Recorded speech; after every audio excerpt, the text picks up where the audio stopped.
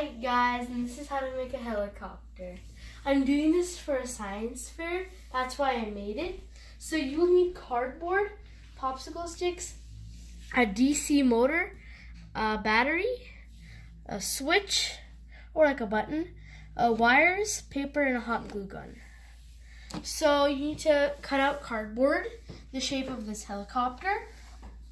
So you cut out the cardboard, then you use a hot glue to glue them together. Then you need to do the inside, which is the motor.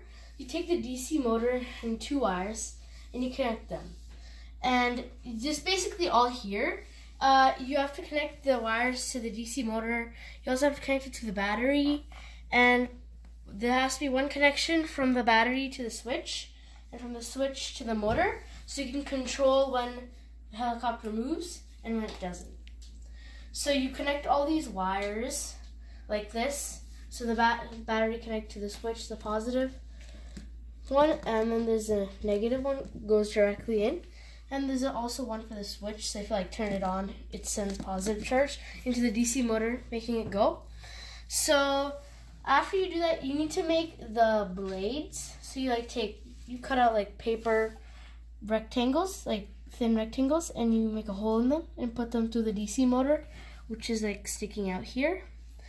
And for this top, you can use paper, because maybe cardboard might not work, but you could also use cardboard for here, but you'd have to bend it. Then you would need to make the legs. So you could take popsicle sticks and kind of cut them into these smaller groups, and then you glue them, and you have to put a slight tilt to it. Then you take a whole popsicle stick and you just glue them on the bottom, and then you can get paper, like yellow paper or any color. You put it here. You could add window door, front, and things like that. And here's how it goes. I mean, of course it doesn't fly, but it's still really cool. So I hope you guys enjoyed this video. Bye!